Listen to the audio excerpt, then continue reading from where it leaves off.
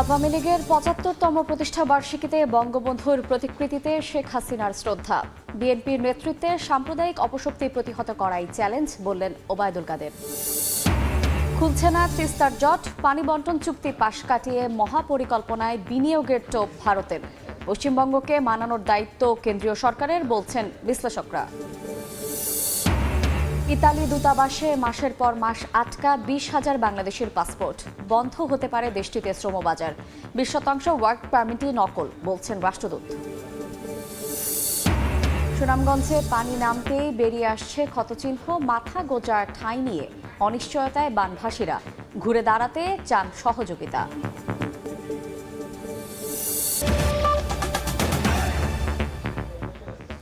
সময় সংবাদের সঙ্গে আছি আমি শায়লা রহমান ইমা। উপমহাদেশের প্রাচীনতম রাজনৈতিক সংগঠন বাংলাদেশ আওয়ামী লীগের ৭৫তম প্রতিষ্ঠা বার্ষিকী আজ। দিনটি উপলক্ষে ধানমন্ডি ৩২ নম্বরে বঙ্গবন্ধুর প্রতিকৃতিতে শ্রদ্ধা নিবেদন করেছেন প্রধানমন্ত্রী এবং আওয়ামী লীগ সভাপতি শেখ হাসিনা। শ্রদ্ধা জানানো শেষে আওয়ামী লীগ সাধারণ সম্পাদক বলেন, স্মার্ট বাংলাদেশ বিনির্মাণ এবং বিএনপির নেতৃত্বে সাম্প্রদায়িক অপশক্তিকে প্রতিহত করাই আওয়ামী লীগের আগামীর চ্যালেঞ্জ।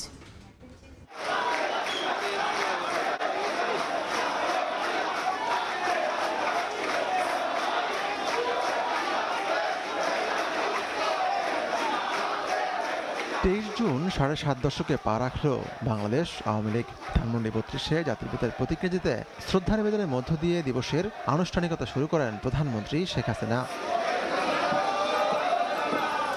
শুরুতে প্রধানমন্ত্রী হিসেবে শ্রদ্ধা নিবেদনের পর দলের সিনিয়র নেতাদের সঙ্গে নিয়ে শ্রদ্ধা জানান আওয়ামী লীগ সভাপতি শেখ হাসিনা।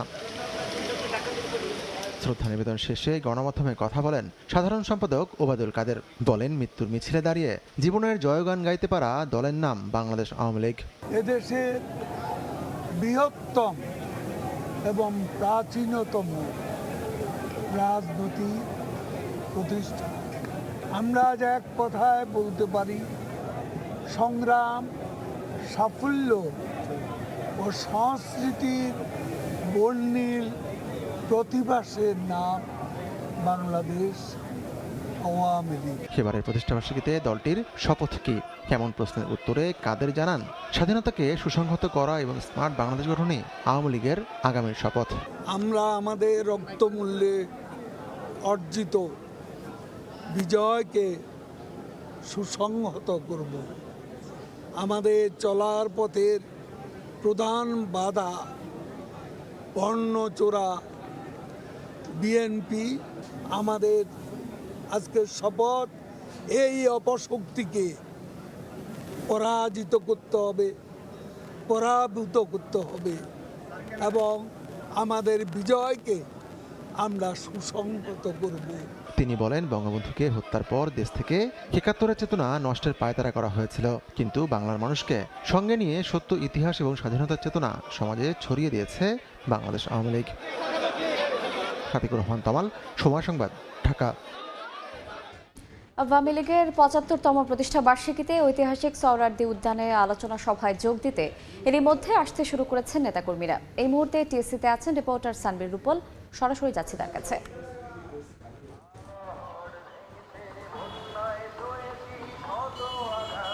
হোসেন শহীদ সোহরাওয়ার্দীর আওয়ামী লীগ, বঙ্গবন্ধু শেখ মুজিবুর রহমানের আওয়ামী লীগ, শেখ হাসিনার আওয়ামী লীগ, সেই প্রবীণতম দলটি আজ ৭৫ বছরে পা দিয়েছে এবং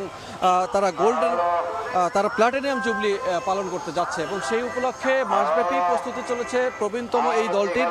এবং আজকে বিকেলের দিকে যে সমাবেশটি হবে, এই সমাবেশটি হবে সোহরাওয়ার্দী উদ্যানে এবং ঐতিহাসিক সেই সোহরাওয়ার্দী উদ্যানের এখন প্রস্তুতি পুরোদমে শেষ হয়েছে এবং এর মধ্যে নেতাকর্মীরা তারা বিভিন্ন এলাকা থেকে আসতে শুরু করেছেন। ঢাকার মহানগর উত্তর দক্ষিণ আওয়ামী লীগের নেতাকর্মীরা, পাশাপাশি তার ঢাকার আশপাশের যে নেতাকর্মীরা আছে তারা আওয়ামী লীগের নেতাকর্মীরা তারা এই সমাবেশ স্থলে যোগ দিতে শুরু করেছেন। এর মধ্যে বিভিন্ন জায়গা থেকে বাস যোগে আমরা দেখতে পাচ্ছি যে নেতাকর্মীরা আসতে শুরু করেছে এবং রং বেরঙের ব্যানার ফেস্টুন এবং তাদের যে টি শার্ট ক্যাপ সেগুলো পরিধান করে আজকের এই দিনটিকে উৎসব মুখর করতে চায় দলটির নেতাকর্মীরা এবং উজ্জীবিত এই আজকের সমাবেশ থেকে উজ্জীবিত হয়ে তারা সামনের দিনগুলোতে আওয়ামী লীগকে আরও বেশি প্রতিষ্ঠা করতে চায় এবং টানা 3 বার ক্ষমতায় থাকার পর চতুর্থ মেয়াদে নির্বাচনের পরে এবারেই ঘটা করে পালন করা হচ্ছে এই প্রতিষ্ঠা বার্ষিকী এবং সারা বাংলাদেশে এই প্রতিষ্ঠা বার্ষিকীতে নানা রকমের আয়োজন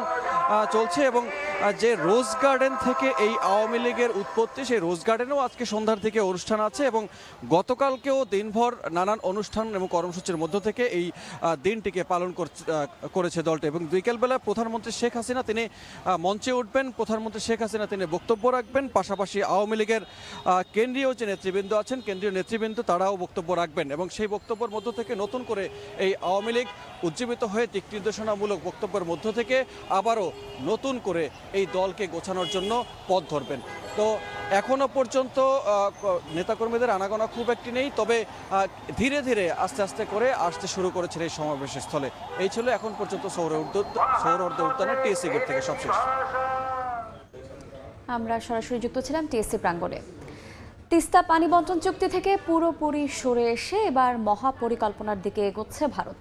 শনিবার 2 প্রধানমন্ত্রীর বৈঠক শেষে এমন বার্তাই দিলেন নরেন্দ্র মোদী। গবেষকরা বলছেন পানি বন্টন চুক্তির বিকল্প কখনোই মহাপরিকল্পনা হতে পারে না।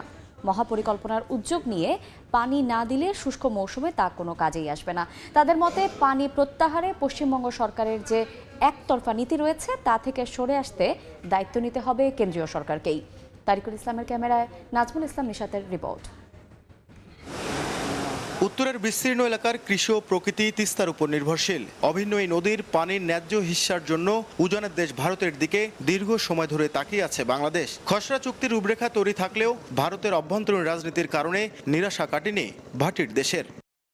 2011 সালে তৎকালীন ভারতের প্রধানমন্ত্রী মনমোহন সিংয়ের বাংলাদেশ সফরে তিস্তা চুক্তিতে সই হওয়ার কথা থাকলেও শেষ মুহূর্তে পশ্চিমবঙ্গের মুখ্যমন্ত্রী মমতা বন্দ্যোপাধ্যায়ের আপত্তির কারণে চুক্তি হয়নি। তবে ভারতের প্রধানমন্ত্রী সে সময় বলেছিলেন তারা এমন কোনো পদক্ষেপ নেবে না যার বিরূপ প্রভাব ভাটির দেশে পড়ে। অথচ 2011 সালের পর থেকে তিস্তার পানি একতরফা প্রত্যাহার করছে ভারত। এমনকি নিয়ম না মেনে পানি সরাতে গত বছর উজানে আরও 2টি খাল খননের উদ্যোগ নেয় পশ্চিমবঙ্গ সরকার। তবে প্রধানমন্ত্রী শেখ হাসিনার ভারতের 2 দিনের রাষ্ট্রীয় সফরে সবার প্রত্যাশা ছিল এবার সুরা হতে পারে পানি বন্টন চুক্তির। কিন্তু শনিবার 2 প্রধানমন্ত্রীর বৈঠক শেষে নরেন্দ্র মোদী জানান পানি বন্টন চুক্তি নয়, তিস্তার পানি সংরক্ষণ ও ব্যবস্থাপনা নিয়ে আলোচনা করতে শীঘ্রই বাংলাদেশ যাবে একটি কারিগরি দল। তিস্তা নদী के संरक्षण एवं प्रबंधन पर बातचीत के लिए शीघ्र ही एक टेक्निकल टीम বাংলাদেশ का दौरा करेगी। গবেষকদের মতে ভারতের এমন পরিকল্পনার মধ্য দিয়ে পানি বন্টন চুক্তি অনিশ্চিত হয়ে পড়ল। আর এই চুক্তি ছাড়া ভারতের এই মহাপরিকল্পনা কোনো কাজে আসবে না। 2011 সালের পর 2024 সাল মাঝখানে তিস্তার পানি একতরফা প্রত্যাহার করছে ভারত। ফলে এখন আমাদের কাছে আশা জাগছে বটে, কিন্তু সেই আশা যে খুব মধুর আশা জাগিয়ে তুলছে এটা আমরা মনে করি না। অধিকার কর্মীরা বলছেন পশ্চিমবঙ্গ সরকারের উপর দায় না চাপিয়ে চুক্তির বিষয়ে কেন্দ্রীয় সরকারকে আন্তরিক হতে হবে। আমরা তিস্তা মহাপরিকল্পনা বাস্তবায়ন করলে ভাঙনের হাত থেকে রক্ষা পাবো, কিন্তু খরাকালে যদি আমরা পানি না পাই তাহলে এই অঞ্চলটা বিপর্যয় নেমে আসবে। ভারতের মহাপরিকল্পনায় আগ্রহ থাকলেও 2 দেশের মধ্যে ক্রমবর্ধমান সম্পর্ক আরও দৃঢ় রাখতে এই চুক্তি দ্রুত বাস্তবায়নের পরামর্শ সংশ্লিষ্টদের। নাজমুল ইসলাম নিশাত, সময় সংবাদ, রংপুর। নতজন পররাষ্ট্রনীতির কারণেই তিস্তার পানির ন্যায্য হিস্যা থেকে বঞ্চিত হচ্ছে বাংলাদেশ। এবারের সফরে করা চুক্তির মাধ্যমে প্রধানমন্ত্রী শেখ হাসিনা ভারতকে লাভবান করেছেন, বাংলাদেশকে নয়, এমন মন্তব্য করেছেন বিএনপি মহাসচিব মির্জা ফখরুল ইসলাম আলমগীর। বেগম খালেদা জিয়ার রোগ মুক্তি চেয়ে নয়াপল্টনে দোয়া মাহফিলে একথা বলেন তিনি। আমরা সবার আগে তিস্তার পানি ন্যায্য বন্টন চাই এবং ভিন্ন সমস্ত অভিন্ন যে নদীগুলো আছে প্রত্যেকটি নদীর আমরা আমাদের হিস্সাটা চাই। এটা আমাদের অধিকার, আন্তর্জাতিক আইনের অধিকার। এই কথাগুলো সরকার বলতে সম্পূর্ণ ব্যর্থ হচ্ছে। আজকে ভারতের কাছে তারা সেবা দাসে পরিণত হয়ে গেছে। শুধু ভারত নয়, সমগ্র আশেপাশের প্রতিবেশী দেশগুলোর কাছে তারা আজকে পুরোপুরি মাথা নিচু করে নতজানু পররাষ্ট্রনীতি চলছে। মিয়ানমার থেকে গুলি আসে, তারা জবাব পর্যন্ত দিতে পারে না। সময় সংবাদে আরো থাকছে।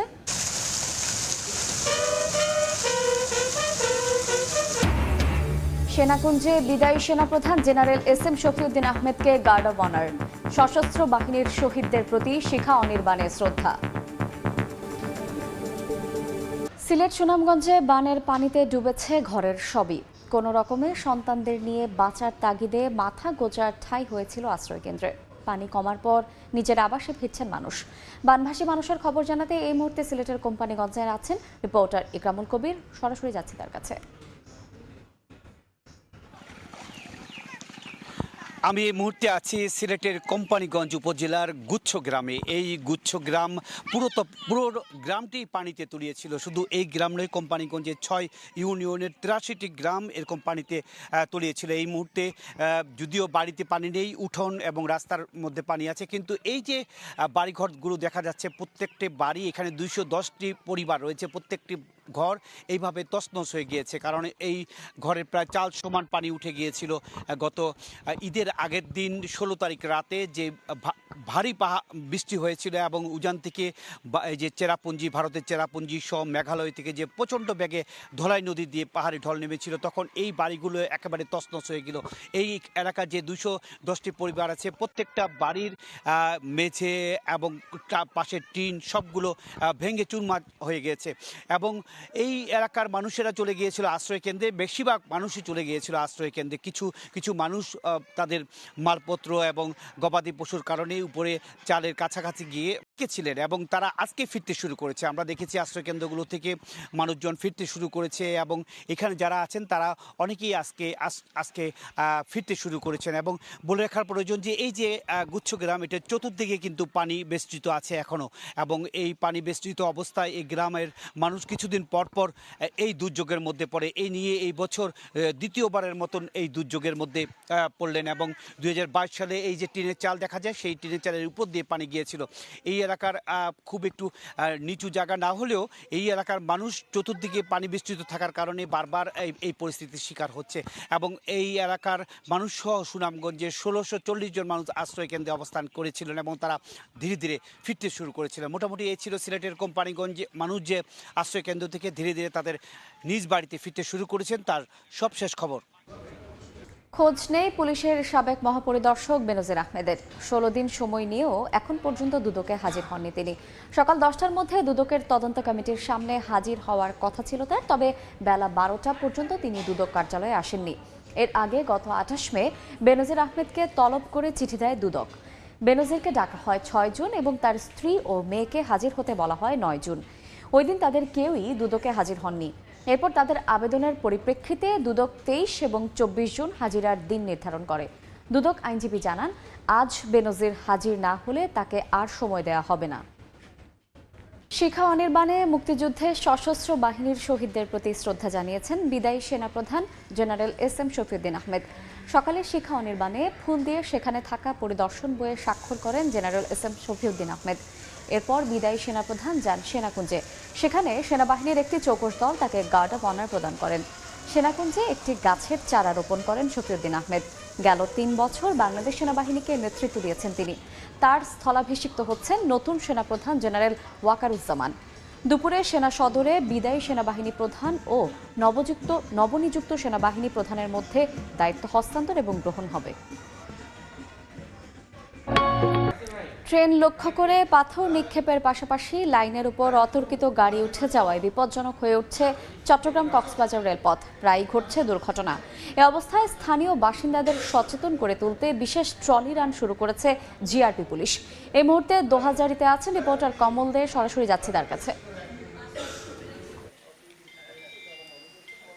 সবচেয়ে আকর্ষণীয় এবং লাভজনক রেলপথ এখন চট্টগ্রাম কক্সবাজার রুট, কিন্তু এই রুটটিকে ঝুঁকিপূর্ণ করে তুলছে কিছু দুর্বৃত্ত। বিশেষ করে চলন্ত ট্রেনে তারা পাথর নিক্ষেপ করে এই ট্রেনকে ঝুঁকিপূর্ণ করছে এবং বেশ কিছু আহত হয়েছে এবং ইতিমধ্যে 2 জনকে আটক করেছে। তারই প্রেক্ষিতে গিয়ে পাথর নিক্ষেপ বন্ধ করার জন্য বিশেষ উদ্যোগ নিতে জিআরপি।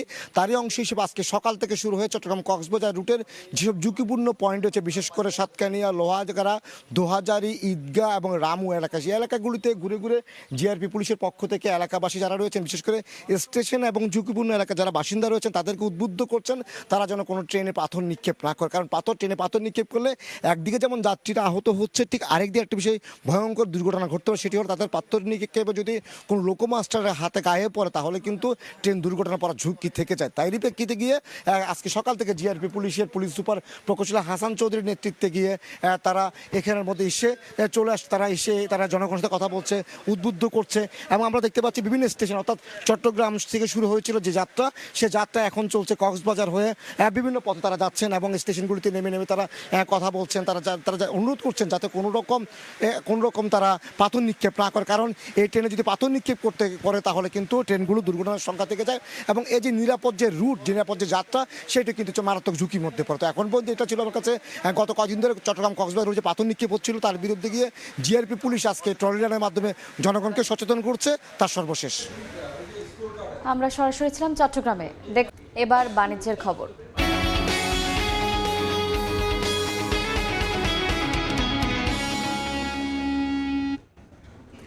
অপ্রাতিষ্ঠানিক খাতে অসামান্য অবদান সত্ত্বেও দেশের ভাসমান ক্ষুদ্র ব্যবসায়ীদের খবর রাখে না কেউই। পুঁজি সংকটে হয় না তাদের স্থায়ী দোকান, মেলে না ব্যাংক ঋণ সহ আর্থিক সহায়তা। এতে বছরের পর বছর পার হলেও আসে না ব্যবসার উন্নতি, হয় না জীবনমানের উন্নয়ন।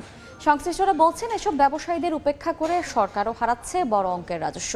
বিশেষজ্ঞরা বলছেন তাদেরকে অর্থনীতির মূল স্রোতে আনতে প্রয়োজন সুষ্ঠু ব্যবস্থাপনা আর আর্থিক সহায়তা। বিস্তারিত আলতাফ হোসেনের রিপোর্টে ছবি তুলেছেন আশরাফুল ইসলাম। রাজধানীতে দীর্ঘ ২৭ বছর ধরে এভাবে পথে পথে ঘুরে পোশাক বিক্রি করছেন ৬৫ বছর বয়সী এই ক্ষুদ্র ব্যবসায়ী। শুরুতে স্বপ্ন বুনেছিলেন স্বল্প পুঁজির এই ব্যবসায় একদিন বড় হবে, মিলবে অর্থনৈতিক মুক্তি। আমি বড় আশা করতে পারিও নাই আর যাইতে পারি। তার মতো চা পান বিক্রেতাও ভাবছেন বছর ঘুরলেই বোধহয় একটি দোকানের মালিক হবেন। চুরিমালা বিক্রেতা খালাও স্বপ্ন দেখেন একটি স্টেশনারি দোকানের মালিক হবার। যদি পুঁজি থাকতো তাহলে তো আমরা ঠিক আছে সহকারী করতাম না, তাহলে আমরা নির্দিষ্ট একটা দোকান নিতাম। এসব দোকানদারি করলে তো মনে করেন ২০ টাকার পুঁজি লাগে। বাংলাদেশ দোকান মালিক সমিতির হিসাব, দেশে ভাসমান ক্ষুদ্র ব্যবসায়ীদের সংখ্যা প্রায় ১.৫ কোটি। এইগুলো আমরা কেউ দৃষ্টিপাত করি না। আমাদের ব্যাংকগুলো গড়ে উঠছে দানবীয় কায়দায়।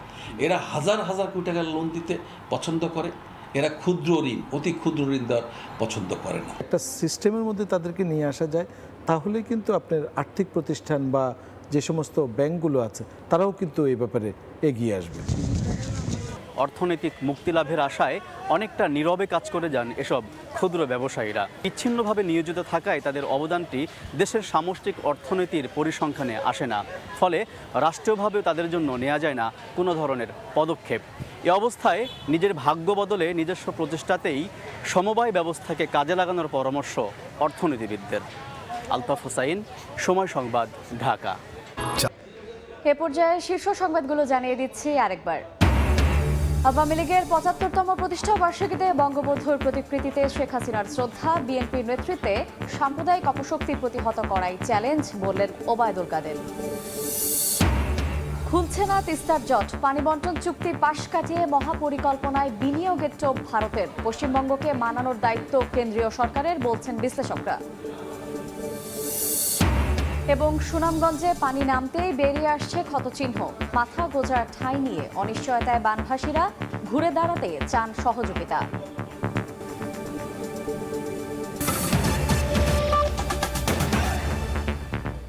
এই ছিল সময় সংবাদে। এরপর খেলার সময়ের সঙ্গে থাকবেন সহকর্মী এসএম ইকবাল। ধন্যবাদ ইমা। খেলার সময় নিয়ে ফিরছি কিছুক্ষণ পর, সঙ্গে থাকুন সময়।